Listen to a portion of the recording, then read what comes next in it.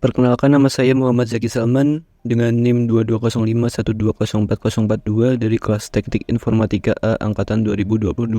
Pada video kali ini saya akan melakukan praktikum web server dan DNS server dengan menggunakan software Cisco Packet Tracer.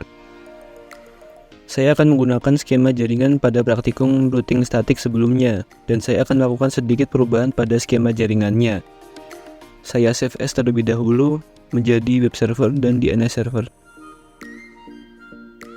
Pada router 1, saya menghapus PC 1 dan PC 2. Kemudian saya menambahkan skema dari praktikum subnetting sebelumnya, yaitu 2 buah switch dan 6 buah PC. Lalu pada router 2, saya menghapus PC 3, lalu saya menambahkan sebuah server dan saya ganti nama menjadi DHCP server. Kemudian saya menambahkan switch, lalu saya beri nama switch 3 dan saya menambahkan 2 buah access point. Kemudian di bawahnya saya tambahkan laptop dan smartphone. Lalu pada router 3 saya mengubah nama server 1 menjadi DNS server, dan untuk server 2-nya saya hapus dan saya tambahkan switch. Lalu saya ganti nama menjadi switch 4. Dan di sampingnya saya tambahkan 3 buah server yang masing-masing saya beri nama web server, FTP server, dan mail server. Selanjutnya kita hubungkan router 1 menuju lab 1 dan web 2 menggunakan kabel otomatis, begitu juga dengan kabel dari switch 1 dan switch 2 menuju masing-masing PC. Untuk router 2 juga sama, kita hubungkan dengan kabel otomatis. Lalu untuk router 3 menuju switch 4 saya menggunakan kabel otomatis, dan kemudian kita menghubungkan switch 4 menuju web server, FTP server, dan mail server menggunakan kabel otomatis. Selanjutnya masuk pada DHCP server. Masuk ke desktop dan masukkan IP address 192.168.1.253. Kemudian subnet masknya 128. Lalu default gateway-nya kita masukkan 192.168.1.254. Kemudian DNS servernya kita masukkan 33.33.33.1. Lalu kita masuk ke service, masuk ke DHCP, aktifkan dengan mengeklik on. Isikan default gateway-nya menjadi 192.168.1.254. Lalu DNS-nya menjadi 33.33.33.1. Lalu untuk start IP address ubah jadi 151. Lalu kita save. Selanjutnya kita setting access point-nya. Masuk ke access point yang pertama, lalu ke config, kemudian port 1.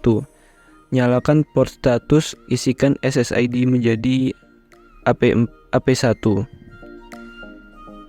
Channelnya 1, autentikasinya WPA2 PSK. Lalu passphrase-nya kita isi 1-8. Kemudian pada access point 2, masuk ke config, lalu port 1, nyalakan port status SSID AP2, channelnya 6, lalu disable autentikasinya. Kemudian kita hubungkan laptop ke access point 1 dengan cara kita matikan laptopnya terlebih dahulu. Geser port ke bawah, lalu pilih port wireless AC, geser ke atas dan nyalakan lagi. Lalu sambungkan ke AP1 dengan masuk ke config, kemudian masuk ke wireless.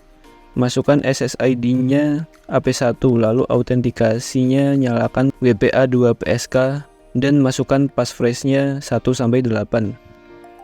Kemudian masuk ke desktop, lalu IP configuration akan otomatis merequest IP configuration DHCP.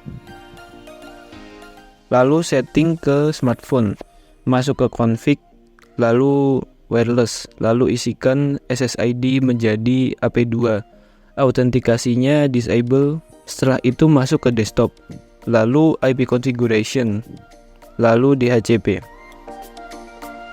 maka laptop dan smartphone akan terhubung masing-masing akses pointnya seperti ini. Setelah itu kita pindah ke web server, masuk ke desktop, lalu IP configuration.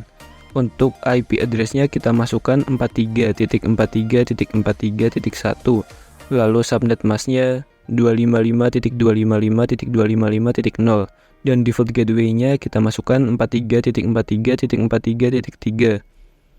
Kemudian masuk ke FTP server.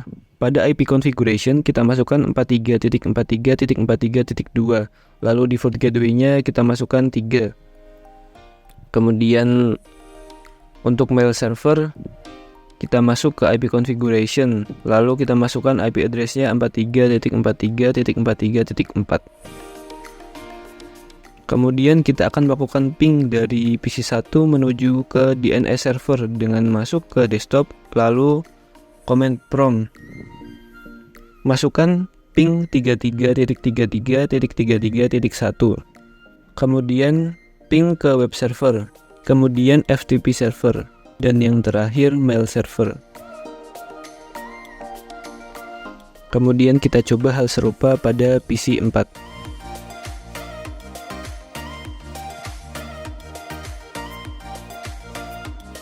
Lalu laptop.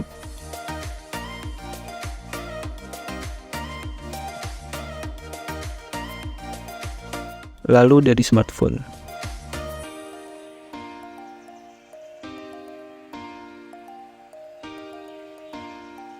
Selanjutnya kita masuk ke web server.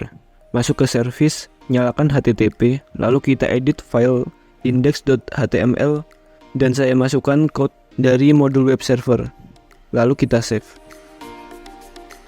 Lalu kita coba tes dari PC1 dengan masuk ke desktop, lalu web browser, lalu kita masukkan URL dari IP web server, yaitu 43.43.43.1.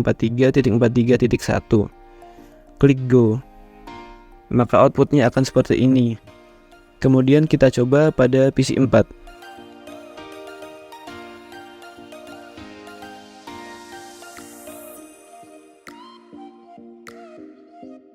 Lalu kita coba di laptop.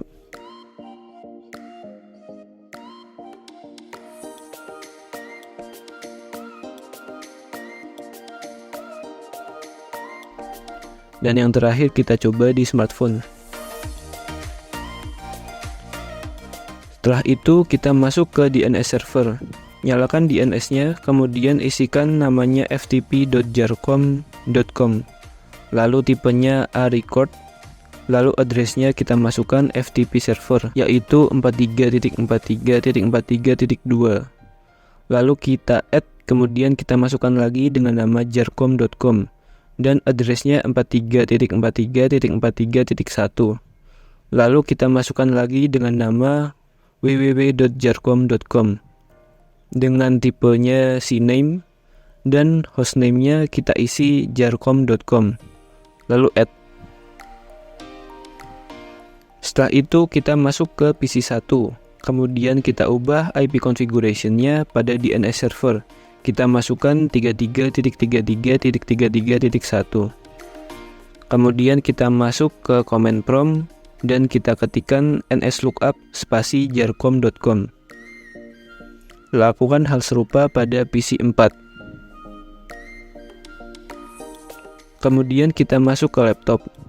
Cek DNS-nya pada IP configuration. Lalu masuk ke command prompt dan ketikkan seperti tadi nslookup spasi jarcom.com.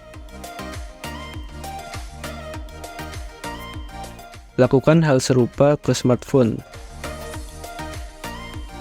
Lalu pada PC1 kita buka web browser dan masukkan jarcom.com. Lalu www.jarcom.com.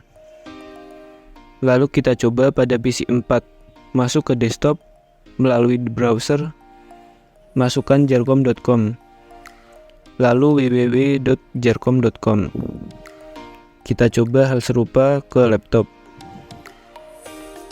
Dan yang terakhir kita coba ke smartphone. Saya rasa itu saja, sekian dan terima kasih.